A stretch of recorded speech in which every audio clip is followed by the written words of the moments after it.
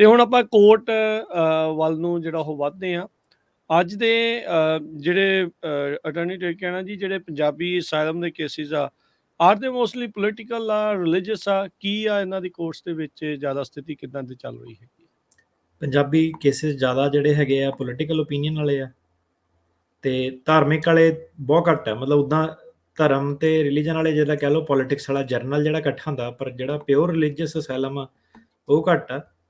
ਕਈ ਹੈਗੇ ਨੇ ਜਿਹੜੇ ਜਿੱਦਾਂ ਹੁਣ ਕੋਈ ਕਨਵਰਜਨ ਕਰਾਈ ਹੈ ਕਿਸੇ ਨੇ, ਰਿਲੀਜਨ ਕਨਵਰਟ ਹੁੰਦਾ, ਉਹ ਠੀਕ ਵਾਲੇ ਹੈ। ਕੇਸ ਧਾਰਮਿਕ ਮੁੱਦਿਆਂ ਤੇ ਜਿਹੜੇ ਧਾਰਮਿਕ ਮੁੱਦਿਆਂ ਤੇ ਕਈ ਹੈਗੇ ਜਿਹੜੇ ਜਾਤਵਾਦ ਨੂੰ ਲੈ ਕੇ ਜਿਹੜਾ ਕੇਸ ਹੁੰਦਾ, ਕੋਈ ਦਲਿਤ ਆ, ਚਮਾਰ ਆ, ਉਹਲੇ ਜਿਹੜੇ ਲੋਅਰ ਕਾਸਟ ਜਿਹਨੂੰ ਕਹਿੰਦੇ ਇੰਡੀਆ ਦੇ ਵਿੱਚ ਜਿਨ੍ਹਾਂ ਨਾਲ ਧੱਕਾ ਹੁੰਦਾ, ਉਹਨਾਂ ਦੇ ਕੇਸ ਜਿਹੜੇ ਹੈਗੇ ਆ ਉਹ ਹੈਗੇ ਆ। ਤੇ ਉਹ ਐਕਚੁਅਲੀ ਜਿਹਨਾਂ ਨੂੰ ਨਹੀਂ ਪਤਾ, ਉਹ ਜਿਹੜੇ ਕੇਸ ਆ ਨਾ ਉਹ ਕਾਫੀ ਸਿੰਪਲ ਜਿਹੜੇ ਕੇਸ ਆ। ਸਿੰਪਲ ਇਸ ਲਈ ਆ ਕਿ ਆਪਾਂ ਕਹਿੰਦੇ ਕਿ ਕੰਟਰੀ ਕੰਡੀਸ਼ਨ ਆਪਾਂ ਪੇਸ਼ ਕਰਨੇ ਆ, ਹਨਾ। ਹੁਣ ਜੀ ਕੋਈ ਜੀ। ਵੀ ਮੁੱਦਾ ਉਹਦੇ ਕੰਟਰੀ ਕੰਡੀਸ਼ਨ ਕਿਸੇ ਦੇ ਸਿਰਫ 2 ਸਾਲਾਂ ਦੇ ਆ, ਕਿਸੇ ਦੇ 10 ਸਾਲਾਂ ਦੇ, 15 ਸਾਲਾਂ ਦੇ, 20 ਸਾਲਾਂ ਦੇ ਹੋਊਗੇ, ਹਨਾ, 80 84 90 ਦੇ।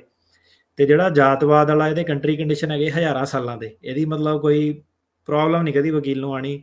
ਜਿਹੜੇ ਮਰਜ਼ੀ ਮੌਕੇ ਤੇ ਜਿੰਨਾ ਮਰਜ਼ੀ ਹੁਣ ਕਹਿ ਲਓ ਆਪਣੇ ਸਮਾਜ ਦੀਆਂ ਤਾਰੀਫਾਂ ਕਰ ਲਓ, ਜੋ ਮਰਜ਼ੀ ਕਰ ਲਓ, ਪਰ ਜਿਹੜੇ ਮਰਜ਼ੀ ਮੌਕੇ ਤੇ ਤੁਸੀਂ ਵਾਪਸ ਜਾ ਕੇ ਦੇਖੋ, ਇਹ ਵਿਤਕਰਾ ਭੇਦਭਾਵ ਜਿਹੜਾ ਚੱਲਦਾ ਹੀ ਆਇਆ ਤੇ ਚੱਲਦਾ ਹੀ ਰਹਿਣਾ। ਤੇ ਇਹਦੇ ਵਿੱਚ ਕਈ ਹਾਸੇ ਵਾਲੀ ਗੱਲ ਏਦਾਂ ਕਿ ਜੱਜਾਂ ਨੂੰ ਨਾ ਕਈ ਵਾਰੀ ਜਾਣ ਬੁੱਝ ਕੇ ਆਪਾਂ ਨਾਲ ਜਿਹੜੀ ਮੈਟਰੀਮੋਨੀਅਲ ਨਹੀਂ ਜਿੱਦਾਂ ਹੁੰਦੀ, ਮੈਟਰੀਮੋਨੀਅਲ ਜਿੱਦਾਂ ਅਖਬਾਰਾਂ 'ਚੋਂ ਜੀ। ਆਰਟੀਕਲ ਆਹ ਵਾਲੀ, ਉਹ ਕਹਿੰਦਾ ਜੀ ਬ੍ਰਾਹਮਣ ਨੇ ਬ੍ਰਾਹਮਣ ਕੁੜੀ ਚਾਹੀਦੀ ਆ, ਜੱਟ ਨੂੰ ਜੱਟ ਕੁੜੀ ਚਾਹੀਦੀ ਆ, ਸਾਰਾ ਲਿਖਿਆ। ਤਾਂ ਤੇ ਉਹ ਸਰਕਾਰੀ ਵਕੀਲ ਕੁਐਸਚਨ ਕਰਦਾ ਕਿ ਇਹਦੀ ਰੈਲੀਵੈਂਸ ਕੀ ਹੈਗੀ ਆ, ਕਿ ਆਹ ਕਿਉਂ ਜਮ੍ਹਾਂ ਕਰਾਇਆ ਨਾ। ਤੇ ਉਹਨੂੰ ਕਿਹਾ ਕਿ ਇਹਨੂੰ ਤਾਂ ਜਮ੍ਹਾਂ ਕਰਾਇਆ ਕਿ ਇਹ ਤੁਹਾਨੂੰ ਦੱਸਣਾ ਚਾਹਿਆ ਕਿ ਉਰੇ ਆ ਕੇ ਬਾਹਰ ਆ ਕੇ ਲੋਕੀ ਜਦੋਂ ਉਹਨਾਂ ਨਾਲ ਧੱਕਾ ਹੁੰਦਾ, ਉਹ ਕਹਿੰਦੇ ਸਾਡੇ ਨਾਲ ਡਿਸਕ੍ਰਿਮੀਨੇਟ ਕਰਦੇ ਆ, ਕਿ ਸਾਨੂੰ ਅਲੱਗ ਕਰਦੇ ਆ। ਪਰ ਜਦੋਂ ਆਹੀ ਚੀਜ਼ ਆ ਜਿਹੜੀ ਆਪ ਆਪਣੇ ਲੈਵਲ ਤੇ ਆ, ਉਦੋਂ ਨਹੀਂ ਉਹਨਾਂ ਨੇ ਝਾਂਤੀ ਮਾਰਨੀ। ਕਿ ਉਦੋਂ ਉਹਨਾਂ ਨੇ ਕਹਿਣਾ ਕਿ ਜਿਹੜਾ ਥੱਲੇ ਜਾਤ ਵਾਲਾ ਵਾ ਉਹ ਮੇਰੇ ਤੋਂ ਥੱਲੇ ਆ ਮੇਰੀ, ਕਿਉਂਕਿ ਜਿਹੜੇ ਧਰਮ 'ਚ ਮੈਂ ਪੈਦਾ ਹੋਇਆ ਜਾਂ ਜਿਹੜੀ ਸੁਸਾਇਟੀ ਜਿਹੜੇ ਕਲਾਸ ਲੈਵਲ ਤੇ ਮੈਂ ਪੈਦਾ ਹੋਇਆ, ਸਾਡੀ ਜਾਤ ਜਿਹੜੀ ਉੱਪਰ ਆ ਉਹਨੂੰ ਕਹਿੰਦੇ class discrimination. Speaking of which actually ਸਾਡਾ ਅੱਜ 12 ਵਜੇ ਇੱਕ ਆਹੀ ਕਲਾਸ ਬੇਸ ਤੇ ਇੱਕ ਡਿਸੀਜਨ ਆਣਾ ਵਾ। ਠੀਕ ਹੈ। ਜੱਜ ਈਲਾ ਡੈਸਿਸ ਨੇ ਡਿਸੀਜਨ ਦੇਣਾ, ਤੇ ਸਿੰਪਲੀ ਇੱਕ ਜਿਹੜਾ ਸੀਗਾ ਕਲਾਸ ਬੇਸ ਸੀਗਾ। ਕਲਾਸ ਬੇਸ ਹੁੰਦਾ ਕਿ ਜਾਤ ਵੀ ਨਹੀਂ ਉਹਨਾਂ ਦੀ ਫਰਕ ਸੀਗੀ, ਧਰਮ ਵੀ ਸੇਮ ਸੀਗਾ, ਪੂਰਾ ਸਾਰਾ ਕੁਝ ਸੇਮ ਸੀਗਾ। ਸਿਰਫ ਜਿਹੜਾ ਕਹ ਲਓ ਇਨਕਮ ਲੈਵਲ ਸੀਗਾ, ਜਿਹੜਾ ਕਿ ਪੈਸਿਆਂ ਕਰਕੇ ਕਿ ਉਹ ਕਹਿੰਦੇ ਸਾਡੀ ਉੱਚੀ ਫੈਮਿਲੀ ਹੈ, ਤੇਰੀ ਨੀਵੀਂ ਫੈਮਿਲੀ ਹੈ। ਸਿਰਫ ਇਹ ਮੁੱਦਾ ਸੀਗਾ।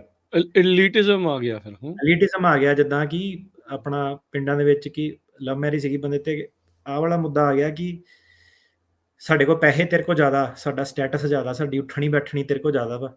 ਤੇ ਉਹਦੇ ਮੁੱਦੇ ਤੇ ਕੋਈ ਕੇਸ ਲਾਅ ਸੀਗਾ ਨਹੀਂ। ਕੇਸ ਲਾਅ ਤਾਂ ਨਹੀਂ ਸੀਗਾ ਕਿ ਉਹਨੂੰ ਕਹਿੰਦੇ ਆ ਮਿਊਟੇਬਿਲਿਟੀ, ਕਿ ਹੁਣ ਬੰਦਾ ਕਹਿੰਦਾ ਕਿ ਮੇਰੇ ਨਾਲ ਕਿੱਤੇ ਦੇ ਬੇਸ ਤੇ ਜੇ ਡਿਸਕ੍ਰਿਮੀਨੇਸ਼ਨ ਉਹਨਾਂ ਨੇ ਕੀਤਾ, ਮੈਂ ਕਿਸਾਨ ਸੀਗਾ, ਸਰਕਾਰੀ ਵਕੀਲ ਨੇ ਪੁੱਛਣਾ ਕਿ ਤੂੰ ਇੱਥੇ ਕੀ ਕਰਦਾ, ਉਹਨੇ ਕਹਿਣਾ ਮੈਂ ਟਰੱਕ ਚਲਾਉਣਾ। ਉਹਨੇ ਕਹਿਣਾ ਇੱਥੇ ਵੀ ਤਾਂ ਟਰੱਕ ਚਲਾਉਣਾ, ਉੱਥੇ ਵੀ ਜਾ ਕੇ ਟਰੱਕ ਚਲਾ ਫਿਰ, ਤੇ ਸਿਰਫ ਤੂੰ ਕਿਸਾਨ ਸੀਗਾ ਇਹਦੇ ਕਰਕੇ ਤੂੰ ਅਸਾਈਲਮ ਨਹੀਂ ਕਲੇਮ ਕਰ ਸਕਦਾ। ਪਰ ਜਿਹੜਾ ਹੁਣ ਇੱਕ ਬੰਦਾ ਜਾਤ 'ਚ ਕਿਸੇ 'ਚ ਪੈਦਾ ਹੋਇਆ, ਉਹ ਆਪਣੀ ਜਾਤ ਬਦਲ ਨਹੀਂ ਸਕਦਾ, ਹੈ ਨਾ। ਉਹ ਦੱਸ ਸਕਦਾ ਕਿ ਇੱਦਾਂ ਇਹ ਧਰਮ ਦੇ ਹਿਸਾਬ ਨਾਲ ਹੀ ਜਿਹੜੀਆਂ ਪਹਿਲਾਂ ਸਾਈਨ ਹੁੰਦੀਆਂ। ਤੇ ਜਿਹੜੀ ਇਨਕਮ ਲੈਵਲ ਆ ਹੁਣ ਉਹਦੇ ਵਿੱਚ ਇੱਦਾਂ ਸੀਗਾ ਕਿ ਬੰਦਾ ਹੁਣ ਉਰੇ ਆ ਗਿਆ, ਉਹਨੇ ਡਾਲਰ ਕਮਾ ਲਏ। ਸੋ ਆਰਗੂਮੈਂਟ ਇਹ ਆ ਕਿ ਹੁਣ ਤਾਂ ਬਈ ਪੈਸਾ ਆ ਗਿਆ ਤੁਹਾਡੇ ਕੋਲ, ਹੁਣ ਤੇ ਜੇ ਪੈਸੇ ਕਰਕੇ ਤੁਹਾਡੇ ਨਾਲ ਧੱਕਾ ਹੋਇਆ ਤੇ ਫਿਰ ਤੇ ਜਿਹੜੇ ਕੁੜੀ ਵਾਲੇ ਸੀਗੇ ਉਹ ਤੇ ਹੁਣ ਤੁਹਾਡੇ ਮਗਰ ਹੋ ਗਏ, ਕਿਉਂਕਿ ਹੁਣ ਤੇ ਤੁਸੀਂ ਮਿਲੀਅਨੇਅਰ ਬਣ ਗਏ ਆ।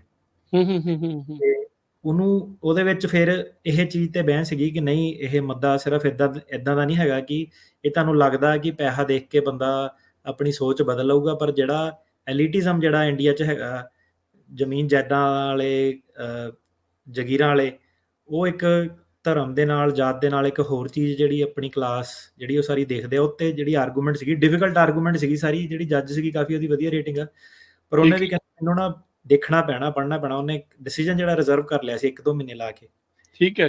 ਅੱਜ ਉਹਨੇ ਡਿਸੀਜਨ ਦੇਣਾ ਵਾ ਤੇ ਕੁਛ ਨਹੀਂ ਕਹਿ ਸਕਦੇ, ਕਿ ਸਿਰਫ ਇਸ ਉੱਤੇ ਕਿ ਕਲਾਸ ਤੁਹਾਡੀ ਦੇ ਉੱਤੇ ਜੇ ਤਾਂ ਫੈਸਲਾ ਦਿੰਦੀ ਆ, ਤੇ ਫਿਰ ਉਹਦੇ ਬਾਰੇ ਜੇ ਕਲਾਇੰਟ ਸਾਨੂੰ ਬਾਅਦ 'ਚ ਆਥੋਰਾਈਜ਼ ਕਰਦਾ ਤੇ ਆਪਾਂ ਡਿਸਕਸ਼ਨ ਕਰਾਂਗੇ ਅਗਲੇ ਹਫ਼ਤੇ ਉਹਦੀ, ਕਿ ਕੀ ਹਿਸਾਬ ਕਿਤਾਬ ਰਿਹਾ ਕੇਸ ਦਾ। ਪਰ ਕਾਫੀ ਇੰਟਰਸਟਿੰਗ ਕੇਸ ਸੀਗਾ। ਇੱਕ ਟਿੜਕਿਆ ਨਾ ਜੀ, ਰੀਸੈਂਟਲੀ ਜਿਹੜਾ ਯੂਨਾਈਟਿਡ ਸਟੇਟਸ ਕਮਿਸ਼ਨ ਆਫ ਜਿਹੜੀ ਇੰਟਰਨੈਸ਼ਨਲ ਰਿਲੀਜੀਅਸ ਫਰੀडम ਆ, ਉਹਨਾਂ ਨੇ 3 ਅਕਤੂਬਰ ਨੂੰ ਇੱਕ ਰਿਪੋਰਟ ਪੇਸ਼ ਕੀਤੀ ਹੈ ਇੰਡੀਆ ਦੇ ਬਾਬਤ। ਕਹਿੰਦੇ ਵੀ ਸਾਨੂੰ ਕੰਸਰਨਸ ਆ ਇੰਡੀਆ ਦੇ ਵਿੱਚ ਰਿਲੀਜੀਅਸ ਫਰੀडम ਨੂੰ ਜਿਹੜਾ ਉਹ ਲੈ ਕੇ। ਜਦੋਂ ਆਪਾਂ ਫਿਰ ਰਿਲੀਜੀਅਸ ਅਸਾਈਲਮ ਦੀ ਜਾਂ ਇਦਾਂ ਦੀ ਗੱਲ ਕਰਦੇ ਆ, ਇਦਾਂ ਦੀਆਂ ਜਿਹੜੀਆਂ ਰਿਪੋਰਟਸ ਆ ਉਹ ਫਿਰ ਉਹ ਅਸਾਈਲਮ ਦੇ ਕੇਸਿਸ ਨੂੰ ਸਟਰੋਂਗ ਕਰਦੀਆਂ ਨੇ। ਇਹ ਜੀ ਰਿਪੋਰਟ ਹਰ ਸਾਲ ਪ੍ਰਪੇਅਰ ਹੁੰਦੀ ਹੈ, ਕੋਈ ਨਵੀਂ ਨਹੀਂ ਹੈ। ਹਿਊਮਨ ਰਾਈਟਸ ਰਿਪੋਰਟ ਤੇ ਰਿਲੀਜੀਅਸ ਫਰੀडम ਰਿਪੋਰਟ ਜੀ ਹਰ ਸਾਲ ਜਿਹੜੀ ਡਿਪਾਰਟਮੈਂਟ ਆਫ ਸਟੇਟ ਆ ਇਹ ਪ੍ਰਪੇਅਰ ਕਰਦੀ ਆ। ਜਿਹੜੀ ਡਿਪਾਰਟਮੈਂਟ ਆਫ ਸਟੇਟ ਆ, ਹੁਣ ਇਹਦੇ ਵਿੱਚ ਪੋਲੀਟੀਕਲ ਐਸਪੈਕਟ ਵੀ ਇਹਨਾਂ ਦਾ ਹੈਗਾ ਅਮਰੀਕਾ ਵਾਲਿਆਂ ਦਾ, ਕਿਉਂਕਿ True. ਕੀ ਆ, ਇਹਨਾਂ ਨੇ ਓਕਲੈਂਡ ਤੇ ਨਹੀਂ ਆਪਣੀ ਰਿਪੋਰਟ ਪ੍ਰਪੇਅਰ ਕਰਨੀ, ਇਹਨਾਂ ਨੇ ਬ੍ਰੌਂਕਸ ਤੇ ਬਰੁਕਲਿਨ ਤੇ ਇਹਨਾਂ ਨੇ ਉੱਤੇ ਨਹੀਂ ਰਿਪੋਰਟ ਕਰਨੀ, ਇਹਨਾਂ ਨੇ LA ਤੇ ਜਿਹੜੇ ਹੋਮਲੈਸ ਇਹਨਾਂ ਨੇ ਉਹਨਾਂ ਤੇ ਨਹੀਂ ਕਰਨੀ। ਇੱਥੇ ਜਿਹੜੇ ਇਹਨਾਂ ਦੇ ਆਪਣੇ ਇੰਟਰਨਲੀ ਜਿਹੜਾ ਅਮਰੀਕਨ ਸੁਸਾਇਟੀ 'ਚ ਰੇਪ ਰੂਪ ਕੇਸਿਸ ਆ, ਸੈਕਸ਼ੂਅਲ ਅਸੌਲਟ ਕੇਸਿਸ ਆ, ਜਿਹੜਾ ਇੱਥੇ ਬੰਦੇ ਜਨਾਨੀ ਨਾਲ ਧੱਕਾ ਕਰਦੇ ਆ, ਉਹਨਾਂ ਦਾ ਨਹੀਂ ਇਹਨਾਂ ਨੇ ਕਦੀ ਰਿਪੋਰਟ ਪ੍ਰਪੇਅਰ ਕਰਨੀ ਕਿ ਇਹਨਾਂ ਦਾ ਆਪਣਾ ਸਟੈਟਸ ਕੀ ਹੈਗਾ। ਤੁਸੀਂ ਹੈਰਾਨ ਹੋਵੋਗੇ ਕਿ ਹੋ ਸਕਦਾ ਕਿ ਉਹ ਜਿਹੜਾ ਸਟੈਟ ਹੈਗਾ, ਜਿਹੜਾ ਕਿ ਜੇ ਆਪਾਂ ਪਰਸੈਂਟੇਜ ਪਾਪੂਲੇਸ਼ਨ ਕੰਪੇਅਰ ਕਰੀਏ ਕਿ 300-400 ਬਿਲੀਅਨ ਦੇ ਵਿੱਚੋਂ ਦੀ ਇੱਥੇ ਸੈਕਸ਼ੂਅਲ ਅਸੌਲਟ ਦੇ, ਇੱਥੇ ਜਿਹੜਾ ਫੀਮੇਲ ਜੋ ਵੀ ਡੋਮੈਸਟਿਕ ਵਾਇਲੈਂਸ ਦੇ ਕੇਸ ਕਿੰਨੇ ਹੈਗੇ ਆ, ਤੇ ਉਹ ਇਦਾਂ ਕਿ ਹਰੇਕ ਸਰਕਾਰ ਦਾ ਆਪਣਾ ਆਪਣਾ ਐਂਗਲ ਆ। ਤੇ ਉਹਨਾਂ ਨੇ ਇਹਨਾਂ ਦਾ ਕੀ ਹੁੰਦਾ ਕਿ ਇੱਕ ਤਾਂ ਜਨਸੰਖਿਆ ਜ਼ਿਆਦਾ ਵਾ, ਰਿਪੋਰਟਿੰਗ ਕੁਛ ਨਾ ਕੁਛ ਤੇ ਚਲੋ ਹੋਣਾ ਹੀ ਆ, ਤੇ ਉਹ 'ਚ ਤੁਸੀਂ ਜਾਤ ਪਾਤ ਪਾ ਦਿਓ, ਕਰਪਸ਼ਨ ਪਾ ਦਿਓ, ਤੇ ਲੋਕੀ ਧੱਕਾ ਕਰਨ ਦੀ ਆਦਤ ਕਈਆਂ ਦੀ ਲੋਕਾਂ ਦੀ ਹੈਗੀ ਆ। ਭਾਵੇਂ ਤੁਸੀਂ ਦੇਖ ਲਓ ਕਿ ਕਲਾਇੰਟਾਂ 'ਚ ਕਈ ਵਾਰੀ ਪਤਾ ਲੱਗ ਜਾਂਦਾ ਕਿ ਹਨਾ ਕਿ ਕੋਈ ਆ ਗਿਆ, ਉਹ ਭਾਵੇਂ ਕਹਿ ਰਿਹਾ ਕਿ ਮੇਰੇ ਨਾਲ ਧੱਕਾ ਹੋਇਆ, ਪਰ ਗੱਲ ਏਦਾਂ ਕਿ ਜਦੋਂ ਵਾਪਸ ਉਹ ਸਿਟੀਜ਼ਨ ਬਣੂਗਾ ਕਿ ਉਹ ਜਾਤ ਪਾਤ ਕਰੂਗਾ ਕਿ ਨਹੀਂ ਕਰੂਗਾ, ਰਾਈਟ ਕੁਐਸਚਨ ਇਹ ਆ ਜਾਂਦਾ। ਇਹ ਹੈ ਕਿ ਉਹਨਾਂ ਨੇ ਨਾ ਨਾਨ ਪ੍ਰੋਫਿਟ ਵਗੈਰਾ ਜਿਹੜੀਆਂ ਸੰਸਥਾਵਾਂ ਵਾ ਸਾਰੀਆਂ, ਜਿਹੜੀਆਂ ਉੱਥੇ ਹਿਊਮਨ ਰਾਈਟਸ ਆਰਗੇਨਾਈਜੇਸ਼ਨ ਵਗੈਰਾ ਹੁੰਦੀਆਂ ਛੋਟੇ ਲੈਵਲ ਤੇ, ਹੁਣ ਉਹਨਾਂ ਦਾ ਵੀ ਇੱਕ ਪਹਿਲੂ ਆ ਜਾਂਦਾ, ਉਹਨਾਂ ਨੂੰ ਫੰਡਿੰਗ ਮਿਲਦੀ ਆ। ਜੇ ਆਹ ਰਿਪੋਰਟ ਕਰਨ ਲਈ ਫੰਡਿੰਗ ਜ਼ਿਆਦਾਤਰ ਬਾਹਰੋਂ ਜਾਂਦੀ ਆ। ਇਹ ਸਾਰਾ ਕਰ ਕਰਕੇ ਆਪਣੀਆਂ ਰਿਪੋਰਟਾਂ ਜਿਹੜੀਆਂ ਤਿਆਰ ਕਰਦੇ ਆ, ਤੇ ਇਹ ਜਿਹੜੀਆਂ ਹੁਣ ਰਿਪੋਰਟਾਂ ਵਾ, ਜਿਹੜੀ ਹੁਣ ਵਧੀਆ ਚੀਜ਼ ਤਾਂ ਕਿਸੇ ਦੇਸ਼ ਨੇ ਕਿਸੇ ਦੇ ਖਿਲਾਫ ਨਹੀਂ ਕਹਿਣੀ। ਸੋ ਇਹ ਜਿਹੜੀਆਂ ਹਿਊਮਨ ਰਾਈਟ ਵਾਇਲੇਸ਼ਨ ਰਿਪੋਰਟਾਂ ਹੈਗੀਆਂ, ਆਫ ਕੋਰਸ ਹੁਣ ਜਿਹੜੀ ਪਿਛਲੇ ਕੁਛ ਸਾਲਾਂ ਦੇ ਵਿੱਚ 2014 ਤੋਂ ਅਨਵਰਡ ਇਹ ਓਬਵੀਅਸਲੀ ਜਿਹੜੀ ਇਨਟੋਲਰੈਂਸ ਵਧੀ ਆ, ਕੋਈ ਡਾਊਟ ਨਹੀਂ ਇਹਦੇ ਵਿੱਚ, ਕਿਉਂਕਿ ਸਰਕਾਰ ਨੇ ਇੱਕ ਆਪਣਾ ਸਟੈਂਸ ਲਿਆ, ਰਾਈਟ ਜੀ ਤੇ ਮਿਨੋਰਟੀ ਵਾਲੇ ਜਿਹੜੇ ਕੇਸ ਆ, ਉਹਨਾਂ ਦੀ ਜਿਹੜੀ ਧੱਕਾ ਉਹਨਾਂ ਦੇ ਨਾਲ ਜ਼ਿਆਦਾ ਵਧਿਆ, ਕਿਉਂਕਿ ਆਪਾਂ ਦੇਖਿਆ ਸਿਟੀਜ਼ਨਸ਼ਿਪ ਅਮੈਂਡਮੈਂਟ ਐਕਟ ਆਹੀ ਜਿਹੜੇ ਬੀਫ ਬੈਨ ਬੂਨ ਲਗਾਏ ਸੀਗੇ ਉਹ ਤੇ ਸਪੈਸ਼ਲੀ ਮੁਸਲਿਮ ਸਮੁਦਾਇ ਦੇ ਜਿਹੜੇ ਲੋਕ ਉਹਨਾਂ ਨਾਲ ਧੱਕਾ ਜਿਹੜਾ ਥੋੜਾ ਜਿਹਾ ਜ਼ਿਆਦਾ ਹੋਇਆ ਸੀਗਾ। ਤੇ ਉਹਦੇ ਵਿੱਚ ਕੀ ਆ ਕਿ ਸਰਕਾਰਾਂ ਵੀ ਕਈ ਵਾਰੀ ਸਟੈਪ ਲੈਂਦੀਆਂ ਤੇ ਉਹਨਾਂ ਦੇ ਬੱਸੋਂ ਬਾਹਰ ਚੀਜ਼ਾਂ ਜਿਹੜੀਆਂ ਹੋ ਜਾਂਦੀਆਂ, ਤੇ ਜਿਹੜੇ ਕਈ ਗਰੁੱਪ ਹੁੰਦੇ ਉਹ ਸਰਕਾਰ ਨਾਲੋਂ ਵੀ 10 ਕਦਮ ਅੱਗੇ ਹੀ ਹੁੰਦੇ ਆ। ਅਮਰੀਕਾ ਦੇ ਵਿੱਚ ਵੀ ਟਰੂ ਆ ਕਿ ਜੇ ਇੱਕ ਬੰਦਾ ਆ ਕੇ ਰਾਈਟ ਵਿੰਗ ਵਾਲਾ ਕੁਝ ਕਹੂਗਾ, ਤੇ ਉਹ ਤੋਂ ਵੀ ਪਰੇ ਜਿਹੜੇ ਬੰਦੇ ਬੈਠੇ ਆ ਕਿ ਚੱਲ ਹੁਣ ਸਾਡਾ ਬੰਦਾ ਆਇਆ ਕੁਝ ਬੋਲਣ ਦੇ, ਹਨਾ। ਤੇ ਇਹ ਲੋਕਾਂ ਦੀ ਜਿਹੜੀ ਰਿਪੋਰਟ ਤਿਆਰ ਹੁੰਦੀ ਆ, ਹਿਊਮਨ ਰਾਈਟਸ ਰਿਪੋਰਟ, ਇਹਨੂੰ ਹੁਣ ਜਿਹੜਾ ਸੀਗਾ ਇੰਡੀਆ ਨੇ ਨਿੰਦਿਆ ਵੀ ਇਹਦੀ ਕੀਤੀ ਸੀ ਕਿ ਲੈ ਇਦਾਂ ਕਿਉਂ, ਤੁਸੀਂ ਆਪਣੇ ਵੱਲ ਕਿਉਂ ਨਹੀਂ ਦੇਖਦੇ, ਹਨਾ। ਹਾਂਜੀ। ਸੋ ਇਹ ਜਿਹੜੀ ਰਿਪੋਰਟ ਆ ਸਾਲ ਬਾਏ ਸਾਲ ਬਣਦੀ ਆ। ਇਹ ਜਿਹੜੀ ਰਿਪੋਰਟਾਂ ਦੇ ਵਿੱਚ ਕੀ ਸੀਗਾ ਕਿ ਜੱਜ ਫਿਰ ਅੱਗੋਂ ਦੀ ਜਿਹੜੇ ਜੱਜ ਆ ਉਰੇ, ਉਹਨਾਂ ਦੀ ਲੀਨਿੰਗ ਕਿੱਧਰਲੇ ਪਾਸੇ ਨੂੰ ਆ। ਕਈ ਜੱਜਾਂ ਨੇ ਆ ਕੇ ਉਹ ਰਿਪੋਰਟ ਨੂੰ ਦੇਖ ਕੇ ਕਹਿਣਾ ਕਿ ਹਾਂ ਆਪਾਂ ਮੰਨਦੇ ਹਾਂ ਕਿ ਜਿਹੜੀ ਹੁਣ ਉੱਧਰ ਦੇਸ਼ ਦਾ ਝੁਕਾਅ ਰਾਈਟ ਵਿੰਗ ਵੱਲ ਹੋ ਗਿਆ ਤੇ ਲੋਕਾਂ ਨਾਲ ਧੱਕਾ ਬਹੁਤ ਹੋਇਆ। ਸੋ ਇਹ ਰਿਪੋਰਟਾਂ ਫਿਰ ਜਿਹੜੇ ਮਿਨੋਰਟੀ ਵਾਲੇ ਜਿਹੜੇ ਕੇਸ ਉਹਨਾਂ ਨੂੰ ਹੈਲਪ ਕਰਦੀਆਂ, ਕਿਉਂਕਿ ਇਹ ਅਮਰੀਕਾ ਦੀ ਖੁਦ ਦੀ ਡਿਪਾਰਟਮੈਂਟ ਆਫ ਸਟੇਟ ਦੀ ਜਿਹੜੀ ਰਿਪੋਰਟ ਆ। ਸੇਮ ਥਿੰਗ ਰਿਲੀਜੀਅਸ ਫਰੀडम ਦੀ ਜਿਹੜੀ ਰਿਪੋਰਟ ਆ। ਤੇ ਹੁਣ ਜਿਹੜਾ ਕਿਸਾਨੀ ਪ੍ਰਦਰਸ਼ਨ ਜਿੱਦਾਂ ਹੋਇਆ ਸੀਗਾ, ਰਾਈਟ, ਹੁਣ ਕੀ ਹੈ ਕਿ ਆਪਾਂ ਰਿਪੋਰਟਾਂ ਤੱਕ ਸੀਮਿਤ ਨਹੀਂ ਰਹਿੰਦੇ। ਠੀਕ ਹੈ। ਰਿਪੋਰਟਾਂ ਬਹੁਤ ਜਰਨਲ ਵਾਈਡ ਹੈਗੀਆਂ, ਪਰ ਜਿਹੜਾ ਇੱਕ ਵਕੀਲ ਦਾ ਰੋਲ ਆ, ਰਿਪੋਰਟ ਤਾਂ ਸਬਮਿਟ ਹੋਣੀ ਆ। Human rights report, religious freedom report, ਇਹ ਸਾਰੀਆਂ ਤਾਂ ਡਿਫਾਲਟ ਹੀ ਜਾਣੀਆਂ, ਇਹ ਸਾਰਿਆਂ ਲਈ ਸਾਂਝੀਆਂ ਹੈ। ਸਰਕਾਰ ਨੇ ਵੀ, ਜਿਹੜਾ ਡਿਪਾਰਟਮੈਂਟ ਆਫ ਸਟੇਟ ਉਹਨਾਂ ਨੇ, ਜਿਹੜਾ DHS ਉਹਨਾਂ ਨੇ ਵੀ ਸਬਮਿਟ ਕਰਨੀ ਆ। ਜਿਹੜੇ ਮੇਨ ਵਕੀਲ ਦੇ ਕੋਲ ਟੂਲ ਹੁੰਦੇ ਆ ਕਿ ਲੋਕਲ ਲੈਵਲ ਤੇ ਖਬਰਾਂ ਕਿੱਦਾਂ ਚੱਲਣਦੀਆਂ, ਅਖਬਾਰਾਂ ਦੇ ਵਿੱਚੋਂ ਦੀ ਕੰਟਰੀ ਕੰਡੀਸ਼ਨ, ਹੈ ਨਾ। ਠੀਕ ਹੈ। ਮਤਲਬ ਜੇ ਕਿਸੇ ਦਾ ਵੂਮਨ ਦਾ ਕੇਸ ਆ, ਕਈ ਵਾਰੀ ਕੇਸ ਆਉਂਦੇ ਆ ਕਿ ਭਰੂਣ ਹੱਤਿਆ ਜਿਹਨੂੰ ਕਹਿੰਦੇ ਆ, ਫੀਮੇਲ ਇਨਫੈਂਟੀਸਾਈਡ, ਹੈ ਨਾ, ਉਹਦੇ ਕੇਸ ਆ ਸਮਾਜ ਦੇ ਵਿੱਚ। ਉਹ ਹੁਣ ਕੇਸ ਕੀ ਆ ਕਿ ਉਹਨੂੰ ਜਿੰਨਾ ਮਰਜ਼ੀ ਰੌਲਾ ਪਾਈ ਜਾਓ ਕਿ ਸਾਡੀ ਸੁਸਾਇਟੀ ਇਹ ਆ ਉਹ ਆ, ਉੱਥੇ ਕੀ ਹੈਗਾ ਕਿ ਸਰਕਾਰ ਦੇ ਸਟੈਟਸ ਹੈਗੇ ਆ ਕਿ ਫੀਮੇਲ ਟੂ ਮੇਲ ਰੇਸ਼ੋ, ਜਿਹੜਾ ਜੈਂਡਰ ਰੇਸ਼ੋ ਡਿਫਰੈਂਸ ਕਿੰਨਾ ਹੈਗਾ, ਹੈ ਨਾ, ਕਿ 1000 ਬੰਦਿਆਂ ਪਿੱਛੇ 600 ਸਮਥਿੰਗ ਔਰਤਾਂ ਆਉਂਦੀਆਂ ਹੈਗੀਆਂ, ਤੇ 50-50 ਵਾਲੀ ਜਿਹੜੀ ਗੱਲ ਉੱਥੇ ਨਹੀਂ ਆ। ਤੇ ਅੱਗੇ ਜਿਹੜੇ ਫਿਰ ਡਾਕਟਰਾਂ ਦੇ ਜਿੱਦਾਂ ਕੇਸ ਆਉਂਦੇ ਆ, ਨਿਊਜ਼ ਆਰਟੀਕਲ ਆਉਂਦੇ ਆ ਕਿ ਕਦੀ ਆਹ ਹਸਪਤਾਲ ਬੰਦ ਹੋ ਗਿਆ, ਕਦੀ ਉਹ, ਕਿ ਉਹ ਹਸਪਤਾਲ ਦੀ ਉਹਨਾਂ ਨੇ ਛਾਣਬੀਣ ਕੀਤੀ, ਮਗਰੋਂ ਜਿਹੜਾ ਜਿਹੜਾ ਧੱਕੇ ਨਾਲ ਫੋਰਸਡ ਅਬੋਰਸ਼ਨ ਜਿਹਨੂੰ ਕਹਿੰਦੇ ਆ ਉਹ ਕਰ ਦਿੰਦੇ ਆ, ਜਾਂ ਕਿਸੇ ਕੁੜੀ ਨੂੰ ਮੁੰਡਾ ਨਹੀਂ ਹੁੰਦਾ ਤਾਂ ਉਹਨੂੰ ਕਿੱਦਾਂ ਟਰੀਟ ਕੀਤਾ ਜਾਂਦਾ ਸਮਾਜ 'ਚ। ਇਹਦੇ ਵੀ ਮਤਲਬ ਕਿ ਹਰੇਕ ਪਰਟੀਕੂਲਰ ਸੋਸ਼ਲ ਗਰੁੱਪ ਜਿਹਨੂੰ ਕਹਿ ਦਿੰਦੇ ਆ, ਕਲਾਸੀਫਿਕੇਸ਼ਨਾਂ ਜਿਹੜੀਆਂ ਕਲਾਸ ਡਿਵਾਈਡ ਜਿਹੜੇ ਚੱਲਦੇ ਰਹਿੰਦੇ ਹੁਣ ਜਿਹੜੀ ਤੁਸੀਂ ਰਿਪੋਰਟ ਦੀ ਗੱਲ ਕਰਦੇ ਆ ਅਬਿਊਜ਼ਸ ਦੀ, ਇਹ ਹੁਣ ਜੀ ਡਿਪੈਂਡ ਕਰਦਾ ਕਿ ਕਿਹੜੀ ਕੈਟਾਗਰੀ ਵਾਲੀ ਆਪਾਂ ਗੱਲ ਕਰ ਰਹੇ ਹਾਂ। ਆਪਾਂ ਹੂੰ ਵੂਮਨ ਰਾਈਟਸ ਦੀ ਗੱਲ ਕਰ ਰਹੇ ਹਾਂ, ਆਪਾਂ ਫੀਮੇਲ ਇਨਫੈਂਟੀਸਾਈਡ ਦੀ ਗੱਲ ਕਰ ਰਹੇ ਹਾਂ, ਆਪਾਂ ਰਿਲੀਜੀਅਸ ਫਰੀडम ਦੀ ਗੱਲ ਕਰ ਰਹੇ ਹਾਂ, ਆਪਾਂ ਮਾਈਨੋਰਿਟੀ ਦੀ ਗੱਲ ਕਰ ਰਹੇ ਹਾਂ, ਹਨਾ। ਸੋ ਇਹਨਾਂ ਦੇ ਵਿੱਚ ਇਹ ਜਿਹੜੀ ਸਾਰੀ ਕੇਸਾਂ ਕੁਸਾਂ ਦੀ ਜਿਹੜੀ ਸੈਂਪਲਿੰਗ ਹੁੰਦੀ ਹੈ, ਪਰ ਜਦੋਂ ਤੁਹਾਡਾ ਆਪਣਾ ਕੇਸ ਲੱਗਦਾ ਤੁਹਾਡੇ ਤੇ ਕੋਈ ਰਿਸਟ੍ਰਿਕਸ਼ਨ ਨਹੀਂ ਹੈਗੀ, ਤੁਸੀਂ ਕੋਈ ਵੀ ਜਿਹੜਾ ਕ੍ਰੈਡੀਬਲ ਨਿਊਜ਼ਪੇਪਰ ਹੈਗਾ, ਨੈਸ਼ਨਲ ਲੈਵਲ ਦੇ ਨਿਊਜ਼ਪੇਪਰ ਹੈਗੇ ਆ, ਉਹਨੂੰ ਤੁਸੀਂ ਜਿਹੜਾ ਜਮ੍ਹਾਂ ਕਰਦੇ ਹੋ ਉਹਦੇ ਕਾਫੀ ਜ਼ਿਆਦਾ ਜਿਹੜੇ ਕੇਸ ਦੇ ਵਿੱਚ ਪੁਆਇੰਟਸ ਤੁਹਾਡੇ ਮਿਲਦੇ ਆ, ਹਨਾ। ਤੇ ਜਿੱਦਾਂ ਹੁਣ ਵਿਆਹ ਵਾਲਾ ਜਿਹੜਾ ਕੇਸ ਆ ਗਿਆ, ਹੁਣ ਜੱਜਾਂ ਨੂੰ ਕੁਝ ਨਹੀਂ ਪਤਾ ਇੱਥੇ ਕਈਆਂ ਨੂੰ, ਸੋ ਤੁਸੀਂ ਉਹਨਾਂ ਨੂੰ ਦੱਸਦੇ ਆ ਕਿ ਕੀ ਆ ਖੱਪ ਪੰਚਾਇਤਾਂ ਕੀ ਹੁੰਦੀਆਂ, ਪੰਚਾਇਤਾਂ ਕਿੱਦਾਂ, ਜਾਤ ਪਾਤ ਉੱਥੇ ਕਿੱਦਾਂ ਚੱਲਦੀ ਆ, ਮੈਟਰੀਮੋਨੀਅਲ ਉਹਨਾਂ ਨੂੰ ਤੁਸੀਂ ਦੇਖਦੇ ਆ, ਕਾਸਟ ਸਿਸਟਮ ਸਮਝਾਉਂਦੇ ਆ।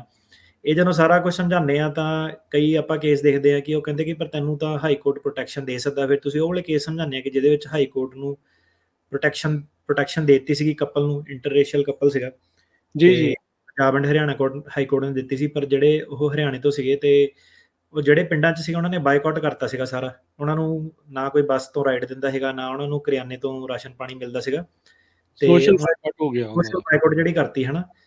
ਤੇ ਉਹ ਜਿਹੜਾ ਸੋਸ਼ਲ ਬਾਈਕਾਟ ਆ ਫਿਰ ਉਹਦਾ ਮੁੱਦਾ ਆ ਗਿਆ ਕਿ ਇਹ ਪਰਸੀਕਿਊਸ਼ਨ ਤਾਂ ਨਹੀਂ ਹੈਗੀ ਕਿ ਕੁੱਟਿਆ ਮਾਰਿਆ ਤਾਂ ਨਹੀਂ, ਪਰ ਉਹਦਾ ਤੁਸੀਂ ਜੱਜ ਨੂੰ ਕਹਿੰਦੇ ਹੈ ਕਿ ਪਰ ਇਦਾਂ ਦੀ ਸੁਸਾਇਟੀ ਦੇ ਵਿੱਚ ਤੁਸੀਂ ਰਹਿ ਵੀ ਨਹੀਂ ਸਕਦੇ ਕਿਉਂਕਿ ਤੁਹਾਨੂੰ ਰਿਸਕ ਜਿਹੜਾ ਹਮੇਸ਼ਾ ਬਣਿਆ ਰਹੂਗਾ, ਹਨਾ। ਸੋ ਜਿਹੜੇ ਕੇਸ ਹੈਗੇ ਆ, ਇਹ ਜਿਹੜਾ ਤੁਸੀਂ ਪੁੱਛਿਆ ਸੀਗਾ ਸਵਾਲ ਕਿ ਆਪਣੇ ਕੇਸ ਕਾਹਦੇ ਜ਼ਿਆਦਾ ਹੈਗੇ ਆ, ਆਪਣੇ ਪੋਲੀਟੀਕਲ ਦੇ ਜ਼ਿਆਦਾ ਕੇਸ ਹੈਗੇ ਆ, ਪਰ ਇਹ ਜਿਹੜਾ ਸ਼ੋਅ ਆ, ਇਹ ਜਿਹੜਾ ਪਲੇਟਫਾਰਮ ਆ, ਇਹਦੇ ਥਰੂ ਲੋਕਾਂ ਨੂੰ ਇਹ ਅਵੇਅਰ ਕਰਨਾ ਵੀ ਆਪਣਾ ਇੱਕ ਫਰਜ਼ ਹੈਗਾ ਕਿ ਜੇ ਤੁਹਾਡੀ ਸਿਚੁਏਸ਼ਨ ਹੈਗੀ ਆ ਵਾਕਈ ਡੋਮੈਸਟਿਕ ਵਾਇਲੈਂਸ ਵਗੈਰਾ, ਤੁਹਾਡੇ ਨਾਲ ਧੱਕਾ ਧੁੱਕਾ ਹੋਇਆ ਸੀਗਾ ਬੀਇੰਗ ਅ ਫੀਮੇਲ ਮੇਲ, ਜਿਹਨਾਂ ਦਾ ਕੋਈ ਵੀ ਕੇਸ ਆ ਕਿ ਪ੍ਰੈਸ਼ਰ ਪਾਇਆ ਹੈਗਾ ਕਿ ਜਵਾਕ ਮੇਲ ਸਨ ਚਾਹੀਦਾ, ਫੋਰਸਡ ਅਬੋਰਸ਼ਨ, ਇਦਾਂ ਦੇ ਕੋਈ ਵੀ ਜਿਹੜੇ ਸੀਗੇ ਸੱਸ ਸਹੁਰਾ ਤੰਗ ਕਰਨ ਵਾਲੇ ਕੇਸ ਸਾਰੇ, ਇਹ ਸਾਰੇ ਜਿਹੜੇ ਪਰਟੀਕੂਲਰ ਸੋਸ਼ਲ ਗਰੁੱਪ ਦੇ ਅੰਦਰ ਆਉਂਦੇ ਆ।